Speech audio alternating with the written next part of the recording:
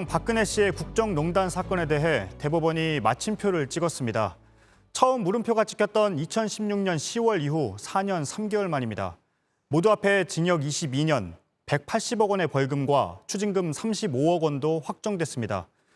오늘부터 JTBC는 전직 대통령 박근혜 씨로 호칭을 바꿉니다. 먼저 오효정 기자입니다.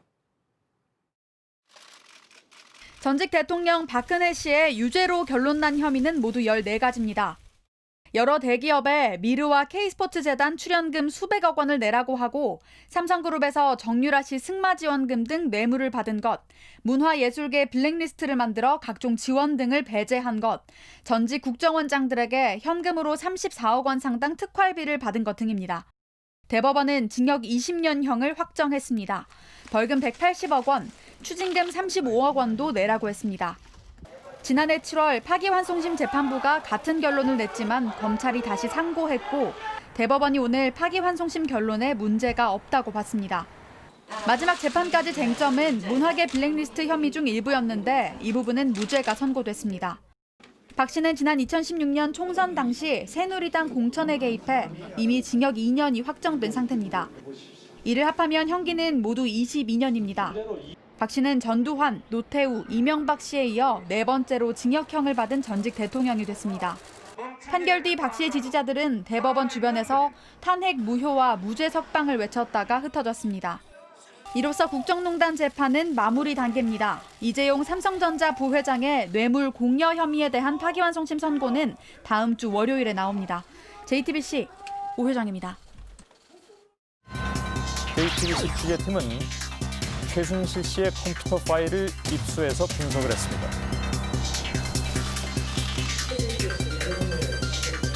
국민 여러분께 깊이 사과드립니다.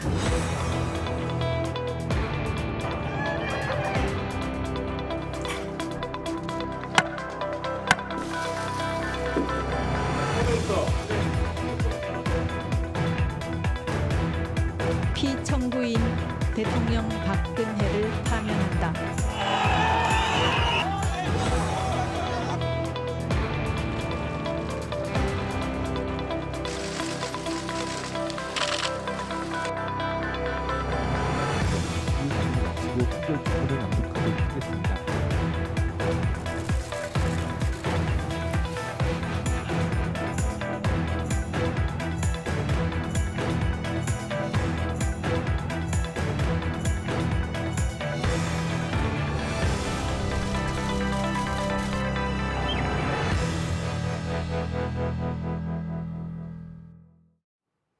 네, 4년여의 시간을 영상으로 정리해봤습니다. 보셨듯이 재판이 진행되는 동안 전직 대통령 박근혜 씨는 단 한 번도 국민에 사과하지 않았습니다. 일단 오늘 대법원 판결이 나오면서 형이 확정돼야 한다는 사면의 요건은 갖췄습니다. 당장 국민의힘에선 사면을 요구하는 목소리가 나왔습니다. 유한울 기자입니다. 국민의힘은 곧바로 판결을 존중한다는 입장을 냈습니다. 불행한 역사가 반복되지 않도록 하는 것은 이제 우리 모두의 과제가 되었습니다. 하지만 형이 확정됐으니 이제 사면을 해줘야 한다는 목소리도 당 내에서 함께 나오기 시작했습니다. 유승민 전 의원은 국민통합과 나라의 품격을 생각해서 당장 사면하라고 문재인 대통령에게 촉구했고 김기현 의원도 분열의 리더십은 더 이상 안 된다며 같은 주장을 했습니다. 두 사람은 모두 사과를 사면의 전제 조건으로 걸어선 안 된다고도 했습니다.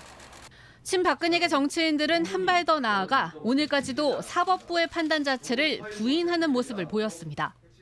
박대출 의원은 역사의 법정은 오늘의 법정과 다를 것이라고 주장했고 김진태 전 의원은 현 정권이 남을 처단할 자격이 있느냐며 갑자기 정부 탓을 하기도 했습니다.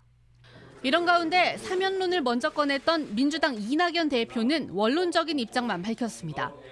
국민께 진솔하게 사과해야 한다고만 하고 사면과 관련해선 당의 정리를 존중한다고만 한 겁니다.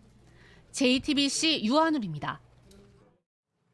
아시다시피 사면권은 대통령에게 있습니다. 바로 청와대를 연결하겠습니다. 박민규 기자, 일단 오늘 판결에 대한 청와대 입장이 나왔습니까? 네, 공식 입장이 나왔습니다. 청와대는 오늘 이 박근혜 씨 선고에 대해서 국정농단 사건의 마무리라는 표현을 썼습니다. 촛불혁명과 국회 탄핵 소추에 이어서 법원의 사법적 판단까지 연결해서 언급을 하면서 국민의 뜻이라는 점도 강조했습니다. 직접 들어보시죠. 대한민국은 민주공화국이다라는 헌법 정신이 구현된 것이며 한국 민주주의의 성숙과 발전을 의미합니다. 네, 오늘 청와대를 주목한 건 사면권이 대통령에게 있기 때문입니다. 사면에 대한 입장도 나왔습니까? 네, 선고가 나오자마자 사면을 언급하는 것은 적절하지 않다고만 청와대는 말했습니다. 문재인 대통령도 이 사면에 대해서 별다른 언급을 하지는 않았다고 하는데요. 조만간 있을 신년 기자회견에서 기자들이 질문을 할 텐데 여기에 답하는 과정에서 문 대통령은 자연스럽게 이 사면에 대한 입장을 말할 걸로 보입니다. 아, 그런가요? 그러면 앞으로 있을 신년 기자회견에선 두 전직 대통령의 사면에 대해 더 분명한 입장을 밝힐까요? 예를 들면 한다, 안 한다, 혹은 검토하겠다, 검토하지 않겠다 정도까지요. 현재로서는 그렇게 똑 떨어지는 입장을 말하지는 않을 가능성이 큽니다. 언급을 하더라도요, 지금으로선 사면을 논의하는 게 맞지 않다, 이런 식의 원론적인 수준의 언급일 거라는 관측이 많습니다. 최근 문 대통령의 발언을 보면요, 지난주에 통합을 언급했습니다. 그런데 이게 민주당 이낙연 대표가 연초에 사면론 꺼내면서 썼던 표현과 겹쳤습니다. 다양한 해석을 나왔습니다.